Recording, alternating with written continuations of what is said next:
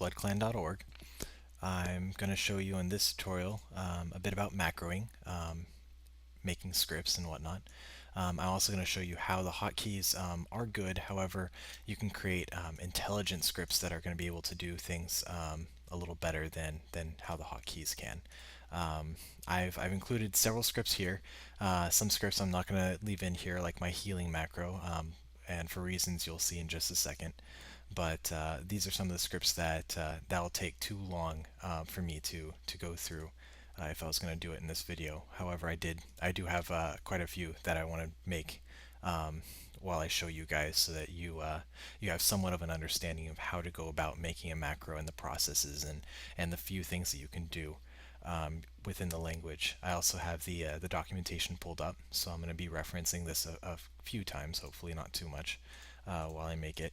Hopefully I can remember most of the stuff that's in here.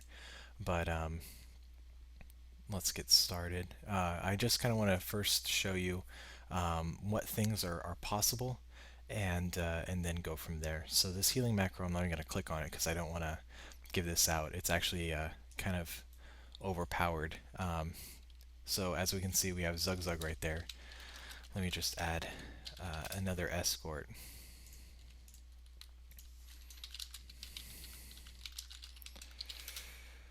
And put them side by side.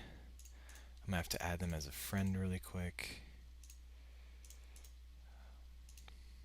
Okay, so now both these people are my friends. Um, let's set the hit points of this person to 1. Oops. And 40 for the other one. Alright, so I'm going to press my associated button for the script, and it automatically finds the person that requires healing the most, and then goes ahead and heals him. Finds the next person. Oh, I guess I didn't have that person as a friend. Oops. Finds the next person. Let me just do this over again, just so you can see that it actually picks the correct person. So it heals them first, heals the second one second. And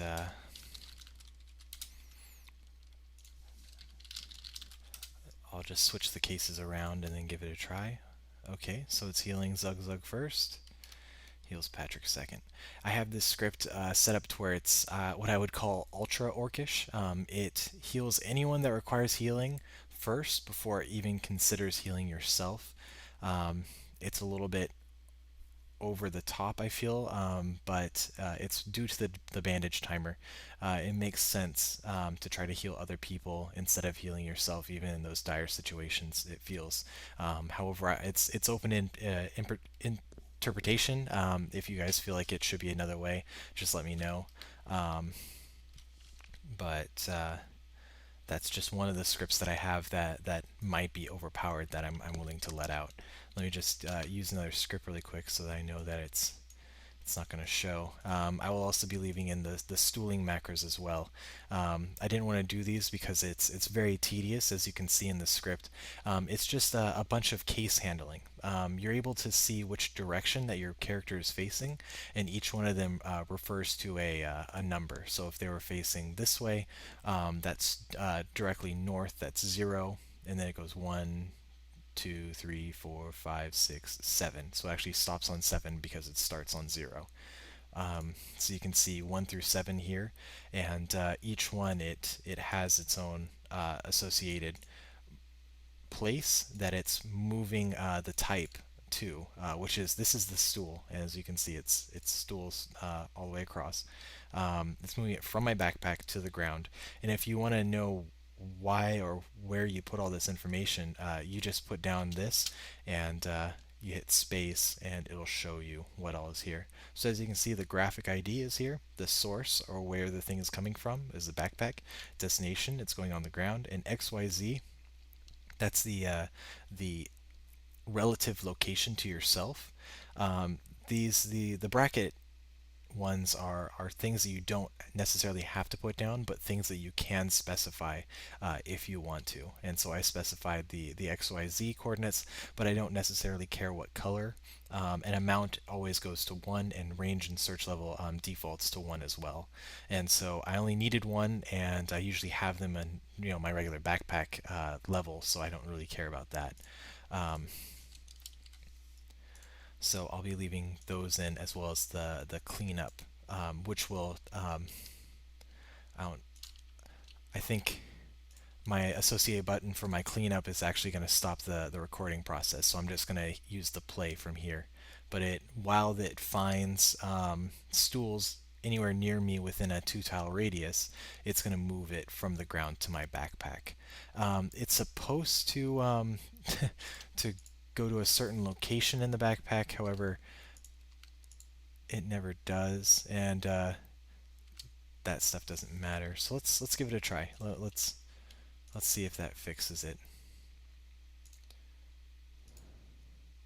No, it still is not really specifying where it wants to go. I wanted it into the rightmost corner, but it doesn't seem like it's going to do it for me.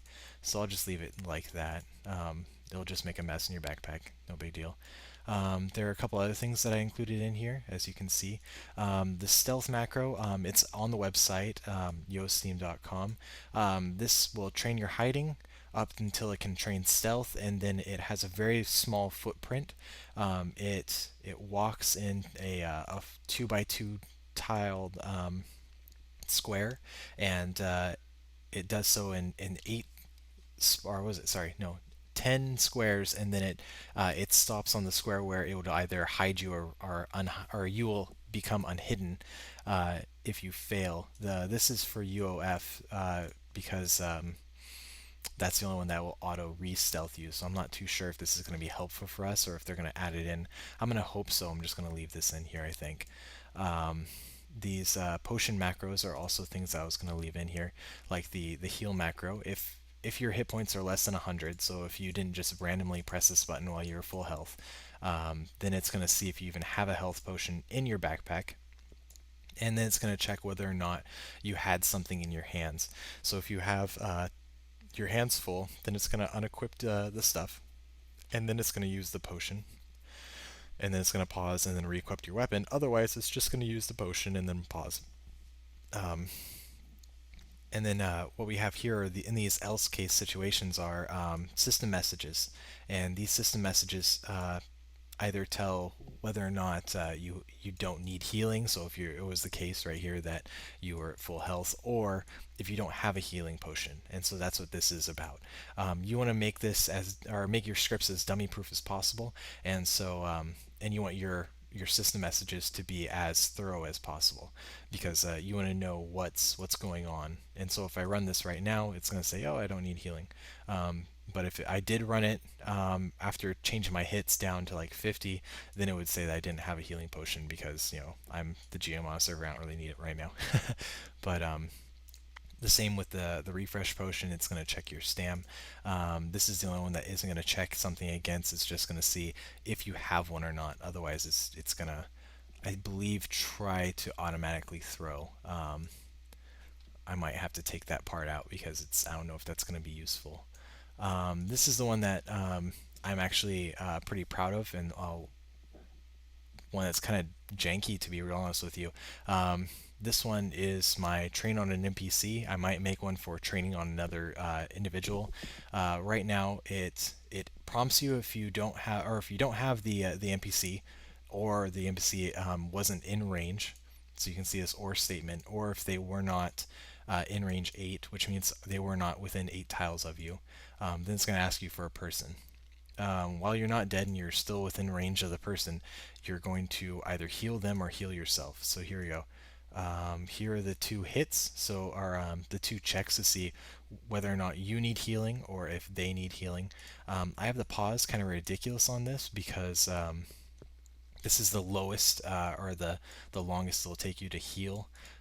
This is for the low stamina cases. I might make this a little more intuitive, or make it to where it can actually handle the cases where your dexterity is high and make pause a little bit better. So this heals the other person. If you want it to heal before this, the closer to 100 you get are generally the cases where they're not damaging you too much, and you just want to healing or train healing as much as possible. You'd make that a little higher. I like these numbers. I've used them. They work pretty well. If you pull an escort out of town and just beat on them, that works. What this does right here is if it finds that if you're at full 100% dexterity and you have a dex pot in your backpack, then it'll use that potion in order to raise your dexterity above 100. There was no real easy way to do it for ones that are below 100 because they'll just keep trying to drink the potion because let's say you're at 50 dexterity and then you use the potion. Oh, okay, now you have 10 more dexterity, but then you're still at 60, which is below 100, and so it would try to drink it again. So this works where you're at 100, but you're still needing to train up your weapon skill. If you don't have any object in your hands, you're going to want to put one in there, and so you're going to want to change this to whatever graphic ID that are of the weapon type that you're training with. This right here is the dagger graphic type, so if you're training up fencing, then this is already good for you. I was also going to include a situation case in which the NPC to train on their hits are less than 20, which means that they're at critical, they're almost going to die. They've added in something where you can stop yourself from attacking and then restart yourself. So that was something that I wanted to take a look at. The only problem is how I'm going to jimmy it to where it knows to start attacking again after this is all done. So I might have it pause here or do something else. But let's get into making the macros that I've taken off. So one of the first ones I want to start with is a bandage macro. If you noticed in here under use, not use once. Where are you? Combat, bandage. There's self, last, and mount, and that doesn't really help you because you just if you want to just use a bandage, there isn't a button in here for that, and so I don't even think that it's in here. No, okay, good. So we're gonna make a macro just to use a bandage. So I'll just make the name as descriptive as possible. Use bandage. All right. Now, if I recorded myself just using a bandage, like how you do in Razor, it's going to use object and then it's going to talk or use the serial, the actual number or code that corresponds with this object only. It doesn't correspond to the graphic ID type, which is bandage. And so what you want to do is we want to click on this, select it, and that's what we're actually going to use. And it's not use object, but it is use. And so if you bring it down to use, you can look at the different type of uses that you can use. Gets a little repetitive, but use type is the kind that we want. And so clicking on it will give you all of the things that you need. So you definitely need the graphic, but you don't need anything else. And so color, we're not really concerned about color. But if we wanted to put something, you have to put something here if you wanted to specify the source or the search range. And so we would have to put any in order to specify, oh, I don't care what color my bandages are, I just really care that they're from the ground or something. But as it turns out, we don't really care necessarily. We just want to use the dang bandage. So you have this, and we'll just set it up to a button. Yes. Okay. So now that works perfectly. And whenever in doubt, just give it a try. And when things get kind of hectic and you have multiple if statements going on, so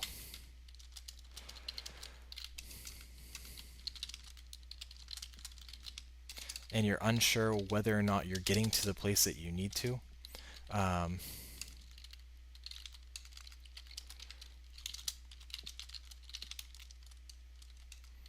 can always put system messages in there, and it'll input or output, and so you can check where actually it made it to.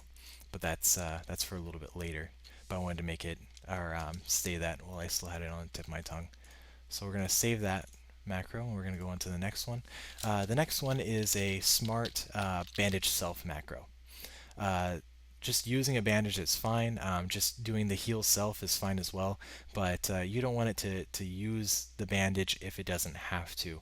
And so we're going to make a macro that checks first. So if our hit points are less than 100, oh sorry, that was the one that I was going to use. Oh, okay, well let's just do that. And or poisoned. We don't care to heal ourselves only if our hit points are less than 100 and poisoned. But this works just fine. However, there's a different way to do this if diff hits, which means that if the difference from your hit point max and the amount of hit points that you actually has is, let's just say, greater than 1. I wonder if that works. Greater than 0. Greater than 1. Because if you do less than, it might just waste a bandage. So that's fine. If it's greater than, sorry, that'll actually cover all the cases. So if it's greater than or equal to 1, let's just do the end if. You always have to specify the end of the statements that you have, whether it be a while, you have to do an end while, or a for, then you do an end for. So make sure to denote the end of your statements. But if it's the case that this happens, we're going to want to do something. And so we're going to indent it a little bit. Let's just put bandage. So we know that that's the code that we're going to want to write. And so you can add in a comment just as a means of just saving in place. And so you know you're going to want to put the bandage stuff there, because if it's the case that you don't want to do that, then you're going to want to do a system message. And so you're going to want to use an else. And so for this else, we're just going to use a system message. I just want to get this out of the way because I know it's going to be simple. Let's just say you don't require healing. So the case that your hit points are at 100% and you're not healed, then it's just going to say, oh, you don't, it's just going to tell you, hey, idiot, you don't need healing. So, but the case that you do, it gives you a nice little command, bandage self. But this will work just fine. However, what if you don't have a bandage in your backpack? Well, then we're going to need a check for that first. And so what we'll do is we'll add another if statement. So if, and we're going to want to be able to find the thing, our bandage. So if you type in find, it'll give you a couple of different things. I've gotten pretty used to this, but if you didn't know, you would have to look through here and just kind of get a feel for it. You would be looking for things. Here we go. So actions. You can, if it's not here, you can also look through the script and see if it's actually in there or something. They've used a command in the same way that you want to use it. And so right here you can see find type. If find type this graphic ID at XYZ coordinates, it looks like it does something. So okay, that seems to do the thing that I need it to do. So we're going to go back here. If find type. Ooh, okay, so we're going to need the graphic ID, but we don't necessarily have to denote all these because of the brackets. So I believe I still have I still have the bandage graphic ID. So if they find type the graphic ID, then we want to use the bandage. So I'll just indent it one more time for that. Make sure that this if statement has an end. But if we don't, then it's just going to error out on us and it's not going to say anything. So we're going to need another else case scenario and indent this.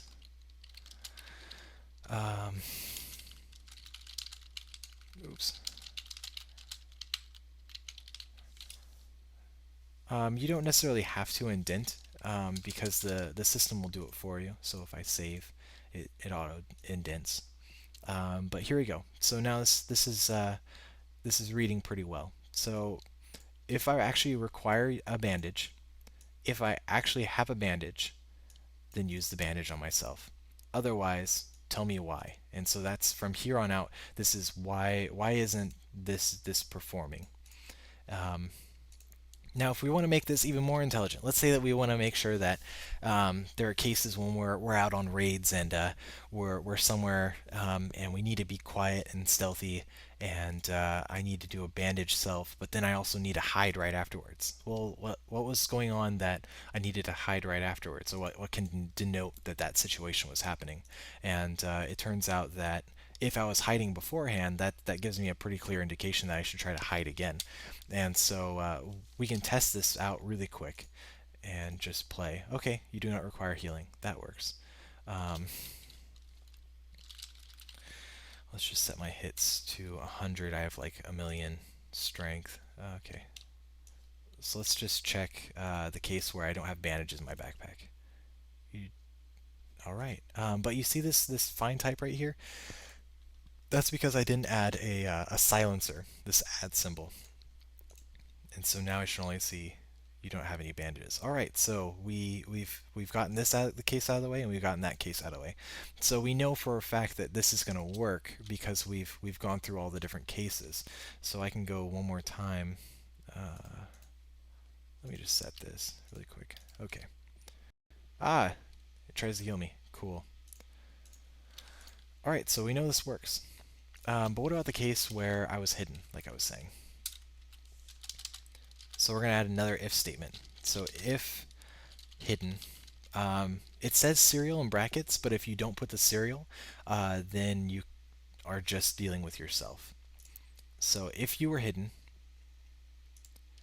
then you're going to want to use the bandages. You're going to want to pause probably about 450 in order for the server to catch up with you. And then you're going to want to use skill hiding.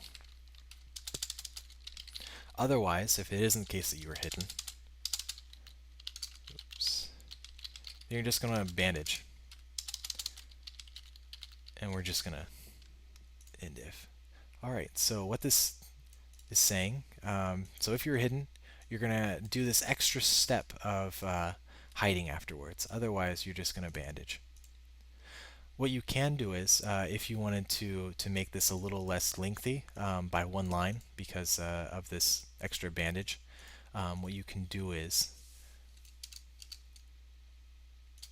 we can have it to where it automatically bandages. However, if you are hidden, then it's going to pause. All right, saving auto indents, so we don't necessarily have to worry about that. But so it's going to automatically bandage, and if you I guess that's not going to work because as soon as you try to bandage, then it's going to unhide you, and so this is never going to pop. Okay. Damn, I thought I was going to be clever for a second. Okay. And to be real honest, this is what scripting is. It's a whole lot of trial and error. Alright. Luckily, I saw that before I started trying to use it and try to figure out what was wrong. Okay, so if you're hidden, then it's going to bandage yourself, and then it's going to try to rehide. Whether or not you have the action ready in order to hide, it's at least going to give it a try. Otherwise, it's just going to bandage. And so if I give it a try, did I break it? Oh, wait. Other script. Okay. There. All right, cool. So it works. I would try doing the hiding one, but I'm an admin, and so I'm going to stay hidden no matter what. But that works. All right, so next script, I'm going to want to do a hiding macro.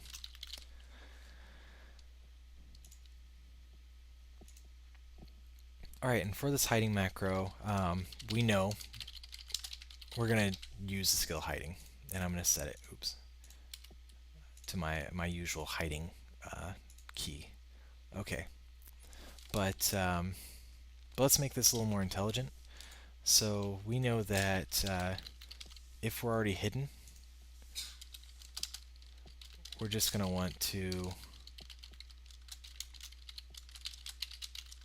system message and let yourself know that you're already hidden, and we're going to want to stop the script. Because we don't have to go any further than that. We just have to tell you, oh yeah, you're already hidden. Otherwise, then we're going to want to use the skill hiding. And so that's going to be nice because we can hide,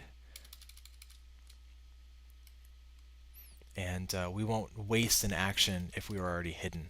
And so if we accidentally mash the keyboard, it's not going to cause anything stupid to happen. And so that's an intelligent hiding macro. It's useful for if a human comes by and they want to reveal all of us, you can just sit here and mash the button. So when they actually do end up revealing, then you've spent the least amount of time being unhidden. The next macro, one that every orc should have. I don't know if these characters are allowed. Oh, nope, guess not. All right. Well, just call it the bleeds macro then. So everyone should have a bleeds macro, and for that it's just message. Oops. Bleeds. I believe there's also emote message bleeds. I usually have it something ridiculous. I guess it's not going to do it for me. Oh, okay. I guess I'll set it on my mouse. Okay.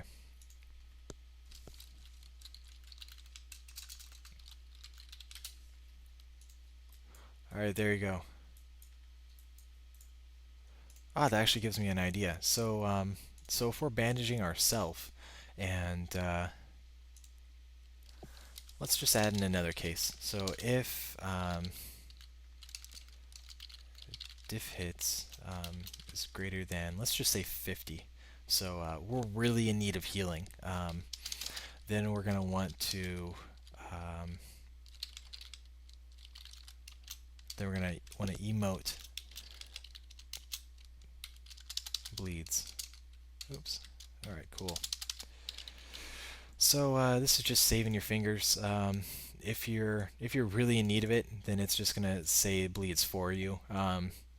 So this is the case where you're not just nicked. You don't have 10 hit points down. You're missing at least half of your life points. That's definitely a bleeds worthy situation. But you definitely need both. You need this set in this macro, and also your bleeds macro in case you're paralyzed and everybody's just about to dump on you and you know it. Another one that's worth having. Oops. Okay. Consider sends. For this one, whisper message will do well, because you don't need humans hearing you say that. I also do a play sound, and I like this one. It's like birds chirping or whatever. You can go through the sounds. I believe you can use inside UO in order to figure out what sounds are what. But in order to figure them out in UOSteam, because they don't give you anything other than a number, you just kind of have to keep playing them, to be real honest. But I just kind of jerked around with it for a while, and that's just one I like. And so let me just save that a couple times. You can tell whether or not you save something if the next line has a number. But when in doubt, just hit this thing a bunch of times. Exit house. This is definitely one that's we're gonna need. Hold on. Okay.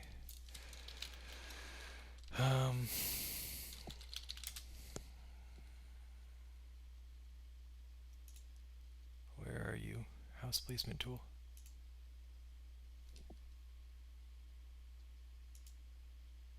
There you are. Okay.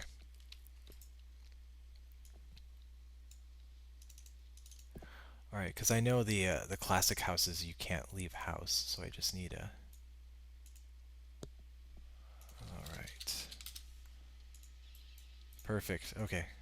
because I need to be in a house in order to get the leave house button. This is actually one where you can record yourself. So leave house.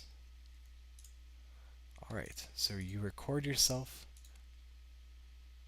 clicking the leave house button.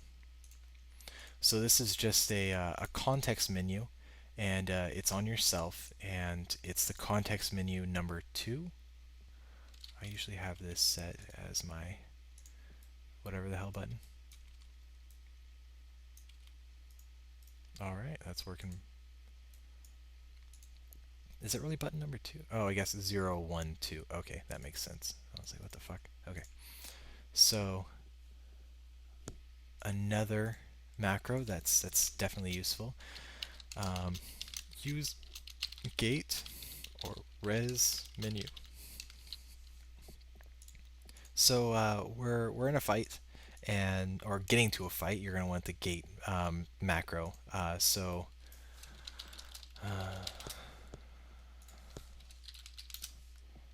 Actually, I don't need to go close to it. So you might want to use a gate if it's close to you. So if find type. So I'm using the silencer again, and if I find the type, so we're going to use the object inspector in order to get the graphic ID here. So use that, copy it, exit out of that because we're not going to need it anymore. So if you find the type,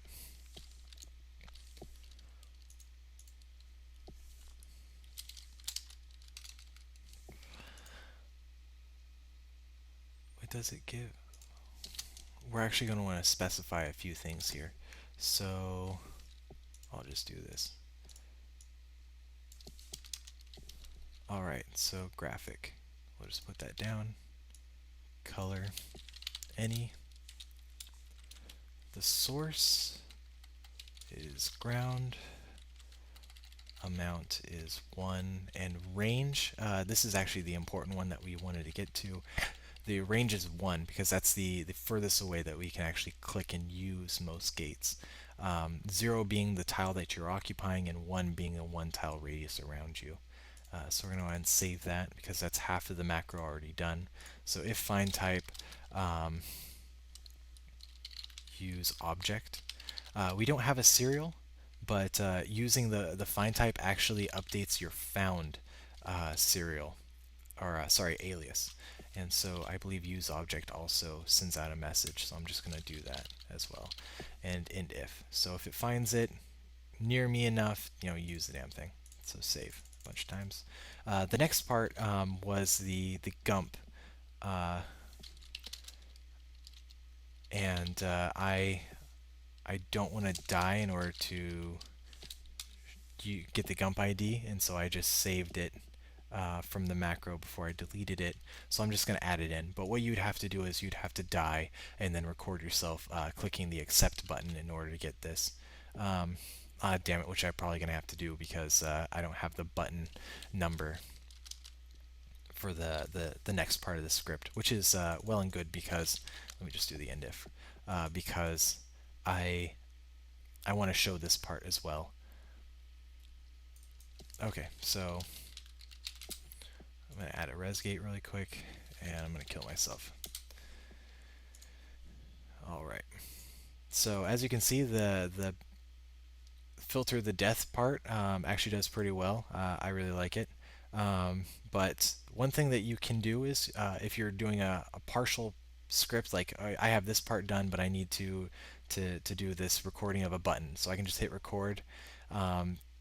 Yes, I can do this because I'm not going to save it. And so if I do this, I hit continue, which is the button that I wanted. Now I'm going to have these walks. I'm not concerned about that. I just want this reply gump. And so I'm going to copy that, hit stop, and I'm just going to move over. And so since I didn't hit save, it didn't ruin any of my stuff. I just put that in and then hit save. Now it saved that. I usually have this to scroll down. I want it to something very close by, so I can. Oh, that's another thing that you might want to silence. All right, so the moon gate doesn't go anywhere, but if I kill myself, does this also? So I'm not going to click it. Aha. Okay, cool. So now you don't have to spend time trying to click that damn button. You can just scroll down and then start healing yourself or trying to heal others from bandages. And it's going to check the ground for bandages. It's going to check your backpack. It's really helpful. So I have less than half hit points, so I'm going to hit Save Bleeds. Really nice. All right, so far I'm really liking this profile. All right, I have a couple more to go. Let's see here. Another really nice one is cancel target as well as resync. And this is pretty simple macro. All it does is it does a cancel target because you might run into a case where you're doing prompt aliases and you're trying to do some stuff and it errors out on you and you just want to say fuck it, I need to start from back to square one. Most people just keep smashing their escape key, and so I like doing it escape as cancel target. So then it's going to cancel the target. And if believe if you pass to go, it's also going to cancel the target in the client as well. So that's something to do as well. Resync is going to resync you with the rest of or the server. Oops. All right. It's my own server, so I don't think it's going to do anything or like really be a serious change that you're going to be able to see. But this is a nice macro to have because it's going to cancel your UOSteam target. It's going to stop any script that you have and go to this script and play this. And so it's going to immediately stop anything, cancel both of your targets, and resync with the server. And so it's nice to have as a panic button. Target humanoid. Now this is one. This is one that's going to work on most shards. What you have to do is you first have to do a get enemy, and as you can see in this part right here, these are the different tags that are flags that you can use in order to figure out which type of enemy that you want to be targeting, and also I believe, okay, so we're going to want humanoids and transformations. Transformations means like polymorph potions. Now we're not going to do nearest or closest because neither of those are going to work in Ancorp. So we want innocent, criminal, gray, murderer. Oops, if I can type. What else is there? Enemy. Enemy, is that it? Innocent, criminal, enemy, okay, so just enemy. Cool. Humanoid as well as transformation. And we also want to silence that because that gets annoying as well. Okay, save it a bunch of times. So now if we add some random escort, they're innocent flagged, and so if we play the target humanoid script, that's the problem with silencing scripts. Oh, what the?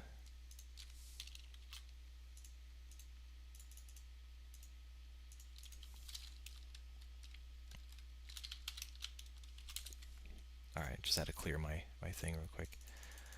Oh wow, what the hell?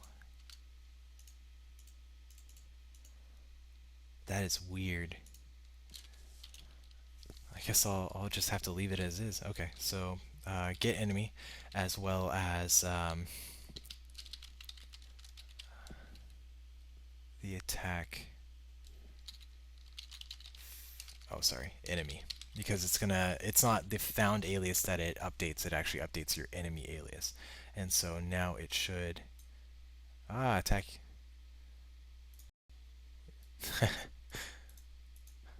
Alright, cool. So this is going to attack anyone that is a non-friend, whether or not they're humanoid or transformation. It's going to leave spawn alone, so that's why it's humanoid only, and it's going to attack after getting the enemy. A mage might consider just setting their enemy alias and then having a macro that will attack enemies with the spells or target them if the enemy is within a certain range or whatnot, depending on how intelligent they want to make their macro. The last skill I'm going to do is a training skill. So I'll just do train hiding. So this is near and dear to all of our hearts. So we want to make this intelligent, so let's just do while skill hiding is less than 100. And I like to include this in all my scripts and not dead, because if I'm dead, I don't want to keep on doing that. Use skill hiding and then pause for the lowest amount of pause, and then you make sure to denote the end of your loop. And so, and I also like to give myself a little, message.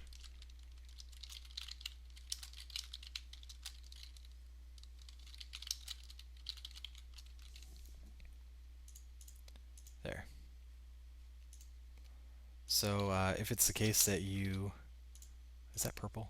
Ah, damn it, pink. So if you have 100 hiding, then it's just going to give you a message or congratulate you after you're done. Otherwise, it's going to heal you or do your hiding for you for as long as your skill needs it and you're not dead. So you're not just sitting there absent-mindedly macroing hiding when you can't gain at all. But that's a decent amount of starter scripts or macros. If you need any more, I'm sure you can use the skills that this tutorial has trained you, as well as the documentation. Please don't forget about this. If you're really considering making your own, go through here and check out the examples, see what they've already done. Also, go to the UOSteam forum and look through the. Actually, I'll do it right now. Go to the UOSteam forum and look at the scripting library and see if there's anything in there that looks like the things that you need, because you can always use these as a jump off point to use other or do other scripts. But I hope that was helpful. If you have any questions, please leave them in the comments. Thank you.